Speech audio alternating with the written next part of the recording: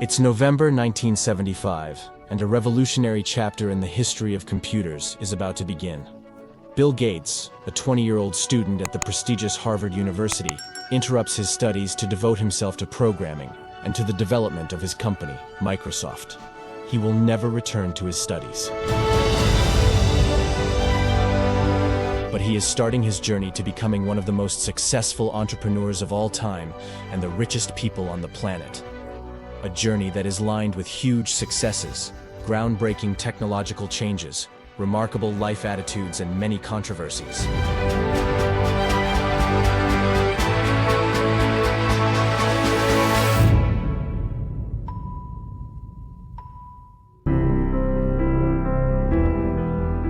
He was born in 1955 in Seattle in the United States into a respected and wealthy family. William Henry Gates III, as he was officially called, was the middle of 3 children. Bill went to a prestigious school called Lakeside, and he was an excellent student.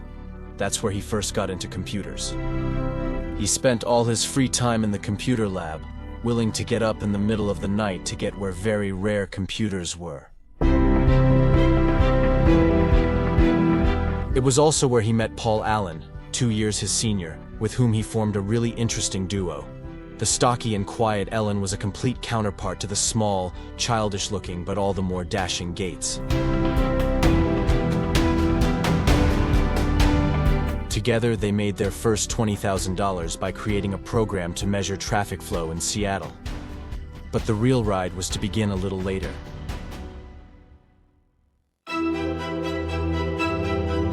In 1973, Gates went to study Harvard University in Boston. It was originally supposed to be law, but by that time computers had gotten too far under his skin. He spent all his free time on them, including nights, and then fell asleep constantly during the day. And then, in 1974, his old friend Paul Allen came to Boston to work. It was he who came to Bill with a copy of Popular Electronics magazine, which featured the Altair 8800, which was effectively the first mini-computer worthy of the name.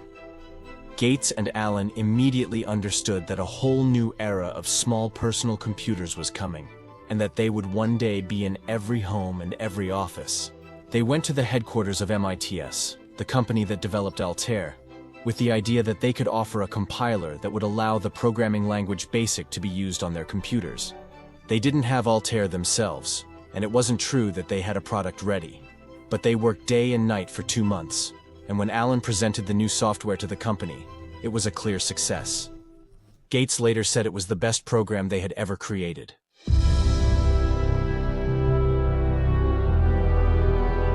Immediately afterwards, Gates and Allen founded Microsoft, a company whose name is a combination of the words microcomputer and software.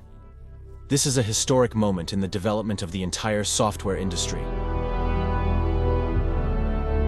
Gates may still look like a high school kid, but in addition to his undeniable qualities as a programmer, he is beginning to show himself to be a savvy and tough businessman too. For example, he challenges the practice at the time of buying computers, but sharing the software for free. His letter to computer enthusiasts that they were stealing Microsoft products marks a complete change in thinking at the time. In 1980, IBM, the dominant computer company at the time, came to Gates and Allen to develop the operating system for its groundbreaking PC, personal computer. And Microsoft succeeded again. Its MS-DOS, or Microsoft Desk operating system, became a literal goldmine for many years. Gates and Allen first bought an existing PC operating system for $50,000, then adapted it. And when IBM wanted to buy their new product, they simply refused.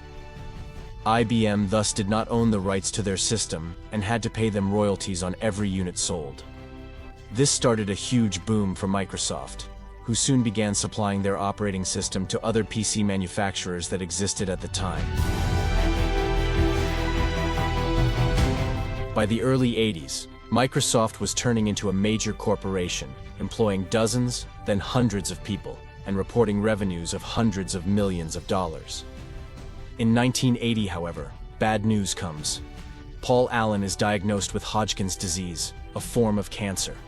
He will recover, but his role will never be the same. At that time, one man becomes the face of Microsoft: Bill Gates.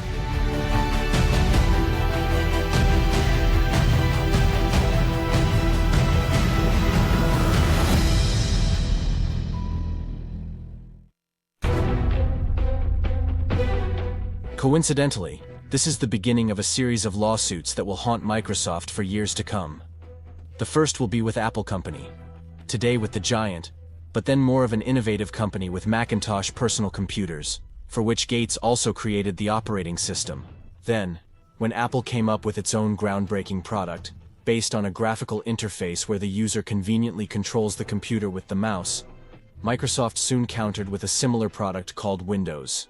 This system, however, bore a striking resemblance to Apple's software, and all the more suspicious because at the time Microsoft was working for Apple, it was given detailed information about its technology. Microsoft eventually won the lawsuit, but the aftertaste remained.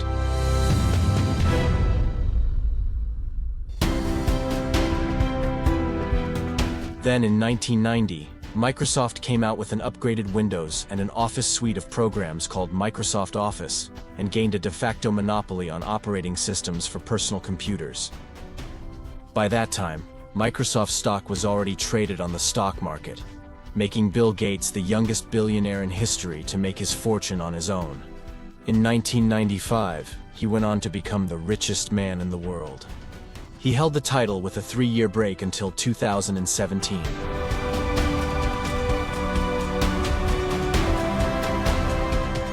Not surprisingly, his wealth and influence put him in the spotlight in business and political circles, and he had to face more and more lawsuits for abuse of monopoly power as the chief executive of Microsoft. He won some of the cases, but at other times he had to accept financial settlements or pay astronomical fines. Anyway, these disputes cost Gates not only money, but also time, energy, and privacy. So in 2000, he decided to resign as CEO of Microsoft and hand it over to his college classmate Steve Ballmer.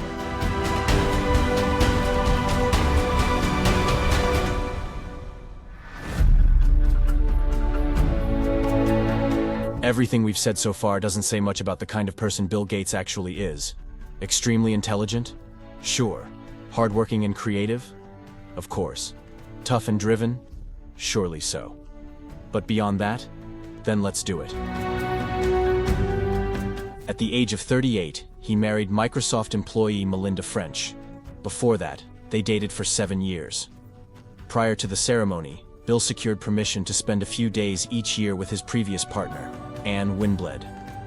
With Melinda, Gates has 3 children and built one of the most luxurious residences in the world for his family near Seattle, which is considered a millionaire's house of the 21st century, literally imbued with modern technology.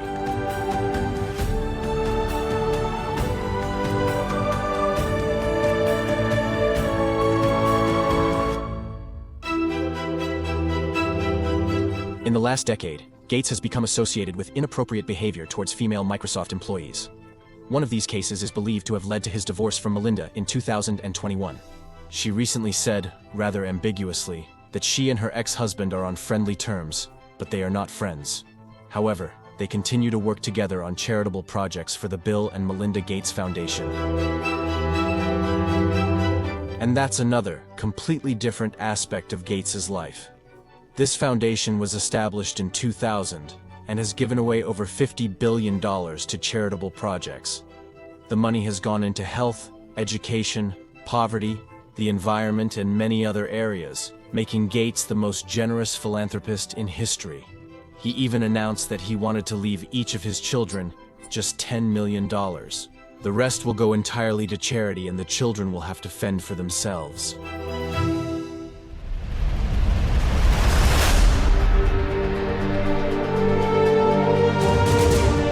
It's hard to sum it all up somehow. There are too many layers to Bill Gates, and his story is far from over. He will soon turn 70, he has left all positions at Microsoft, including honorary ones, and he is mainly devoted to charity, and probably also to his own interests. He is co-owner of dozens of companies in various sectors, continues to be one of the richest and most influential people in the world, and is often approached to comment on global issues such as climate change.